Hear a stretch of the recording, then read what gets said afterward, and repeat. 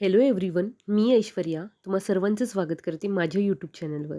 तर आज आपण एक अपडेट घेऊन आलो आहोत, जो की जॉबचा अपडेट आहे आणि खूप चांगला अपडेट आहे. मेगा भरती ही हायकोर्टामार्फत प्रसिद्ध करण्यात आलेली आहे आणि त्याचाच एक भाग म्हणजे क्लर्क क्लर्क या पदाचं जे नोटिफिकेशन आहे ती आजच्या आपल्या व्हिडिओमध्ये आपण बघणार आहोत. यापूर्वी मी एक व्हिडिओ अपलोड केलेला आहे. त्यामध्ये शिपाई या पदाकरिता कुठली शैक्षणिक अर्हता, एक्झाम काय असणार आहे या संदर्भातचा व्हिडिओ मी ऑलरेडी अपलोड केलेला आहे. तरीही चॅनलला व्हिजिट करून तुम्ही तो व्हिडिओ बघू शकता. आणि आजच्या आपल्या व्हिडिओमध्ये क्लर्क या पदाकरिता जी नोटिफिकेशन आलेली आहे हायकोर्टामार्फत, त्याची सविस्तर माहिती आपण आजच्या आपल्या व्हिडिओमध्ये बघणार आहोत. चला तर मग व्हिडिओला सुरुवात करूया आणि जाणून घेऊया शैक्षणिक अर्हता, एक्झाम पॅटर्न, कोण इलिजिबल आहे, एक्झाम फीज किती आहे, कुठे कशाप्रकारे एक्झाम असणार आहे या संदर्भात सविस्तर चर्चा करूया. चला मग. ऑनलाईन पद्धतीने अप्लिकेशन करायचं आहे तुम्हाला. यामध्ये क्लर्क या पदाची आपण जी जाहिरात बघून राहिलो आहे. यामध्ये हायकोर्ट बॉम्बेसाठी एकूण 830 पदे आहेत आणि यामध्ये 4% जे हँडिकॅप लोकं आहेत PWDसाठी 33 पदे इथे आरक्षित करण्यात आलेली आहे. 4%चं आरक्षण इथे देण्यात आलेलं आहे. ठीक आहे. आणि नंतर आहे नागपूर बेंचसाठी 166 जागा आहेत आणि औरंगाबादसाठी 336 जागा आहेत. अशा प्रकारे तुम्ही बघू शकता ज्यावेळेस कॅन्डिडेटचं सिलेक्शन होणार आहे त्यावेळेस त्यांनी 797 एवढ्या पदांची ते लिस्ट जाहीर करतील. मेरिट लिस्ट म्हणजे रँक वाईज सिलेक्शन लिस्ट जाहीर करतील आणि 200 जागांची वेटिंग लिस्ट लागणार आहे.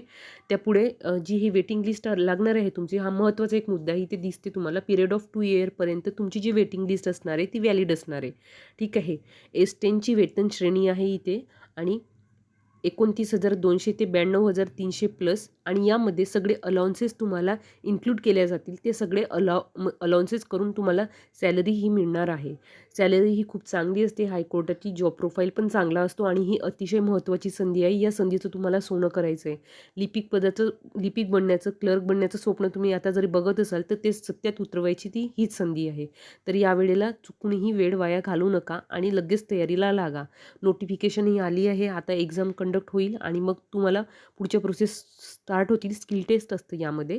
त्याची सविस्तर चर्चा आपण खाली करणार आहोत. ठीक आहे. तर आता अशा प्रकारे जागा पूर्ण बघितल्या आहेत.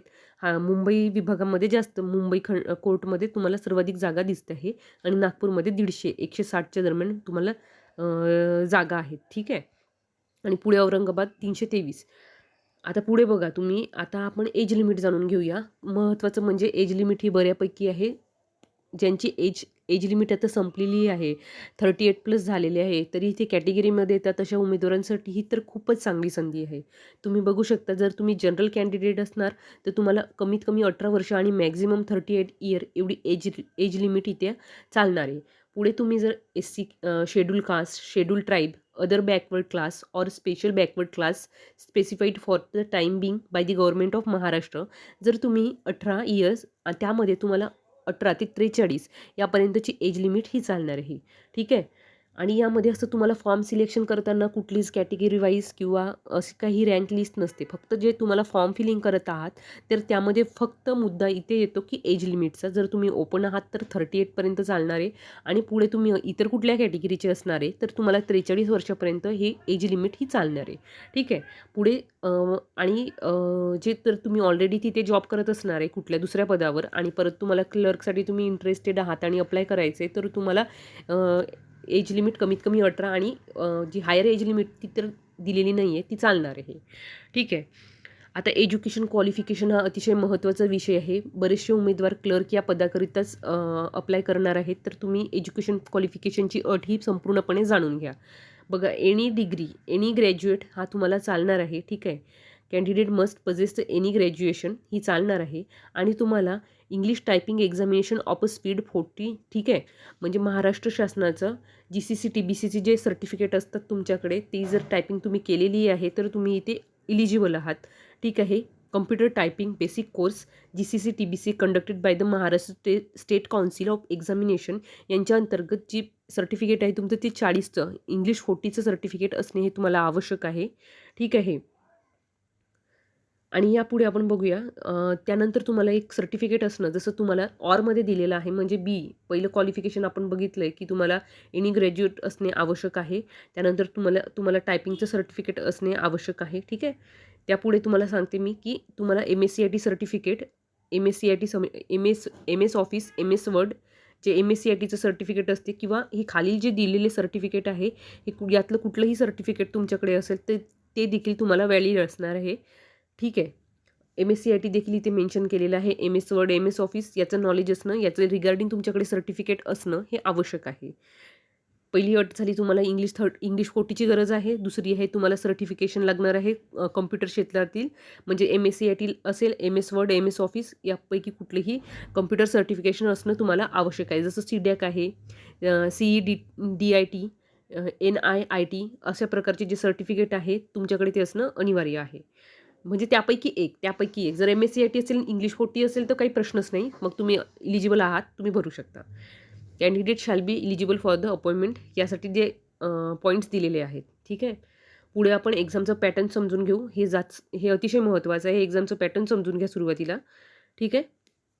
यामध्ये एक्झाम पॅटर्न तुम्ही बघू शकता. यामध्ये दिली आहे स्क्रीनिंग टेस्ट, जी की तुमची 90 मार्काची होणार आहे आणि त्यामध्ये वेगवेगळे विषय दिलेले आहेत. 45 मिनिमम पासिंग मार्क्स हे 45 असणार आहेत. 1 तास हा वेळ तुम्हाला दिले जाणार आहे.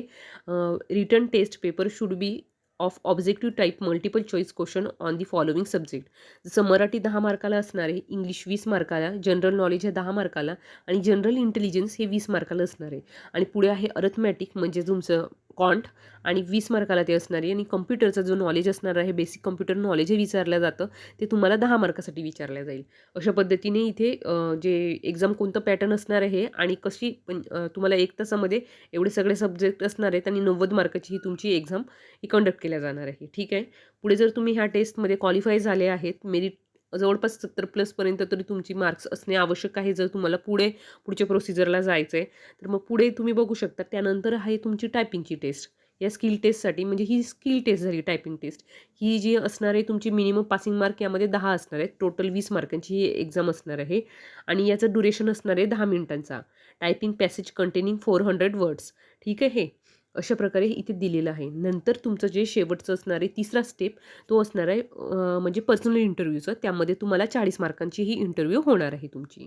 ठीक आहे. आता सिलेबस देखील इथे मेन्शन केलेला आहे. आता पुढे जे आज 10 मार्काला तुम्हाला मराठी विचारत आहेत ते त्यामध्ये ग्रामर असणार आहे किंवा sentence and uses of word कशाप्रकारे तुम्ही करताय त्याची एक नॉलेजची एक टेस्ट होणार आहे. मग इंग्लिश आहे 20 मार्काला, स्पेलिंग ग्रामर असणार आहे त्यामध्ये, सेंटेन्स अरेंजमेंट अशा प्रकारचे तुम्हाला असतील तिथे. परत हे जनरल नॉलेज यामध्ये questions of daily event, experience, work ठीक आहे. या रिलेटेड आणि इंडियन हिस्ट्री, जिओग्राफी या रिलेटेड देखील क्वेश्चन जनरल नॉलेज जीकेमध्ये असू शकतात. त्याचे 10 प्रश्न असणार आहेत. पुढे आहे जनरल इंटेलिजन्स. ठीक आहे. आणि मग आहे अरिथमॅटिक आणि 6वा जो विषय आहे तो कॉम्प्युटरशी रिलेटेड काही बेसिक क्वेश्चन असतात त्या रिगार्डिंगच तुम्हाला क्वेश्चन असणार आहेत. अशा प्रकारे आपण बघितलं हे. बाकी सर्व एक्झाम पॅटर्न बघितलं आहे. इलिजिबल कोण आहेत, एज लिमिट या संदर्भात आपण चर्चा केलेली. आता पुढे बघा पेमेंटचं बघा तुम्ही. ऑनलाईन पद्धतीने अर्ज करायचं आहे आणि ₹1000 हे ऑनलाईन फीस तुम्हाला भरायची आहे. SBI कलेक्ट या गेटवे तुम्हाला ओपन होईल त्यामधून तुम्हाला हा पेमेंट करायचा आहे. अशा प्रकारे तुम्ही बघू शकता. आणि आता अतिशय महत्त्वाची सूचना म्हणजे तुम्ही 15 15/12च्या सॉरी तुम्ही 15/12/2025 म्हणजे या महिन्याच्या डिसेंबरच्या 15 तारखेपासून या ॲप्लिकेशन करण्याला हायकोर्टच्या क्लर्क या पदासाठी ॲप्लिकेशन करू शकता. 15 तारखेपासून जो पोर्टल आहे तो ऑनलाईन ॲप्लिकेशनचा तो ओपन होणार आणि पुढे जो 5/1/2026 म्हणजे पुढच्या वर्षी लगेच पुढच्या वर्षीच्या 5 तारखेपर्यंत तुम्ही ऑनलाईन ॲप्लिकेशन हे करू शकता. ठीक आहे. आलं लक्षात या गोष्टी?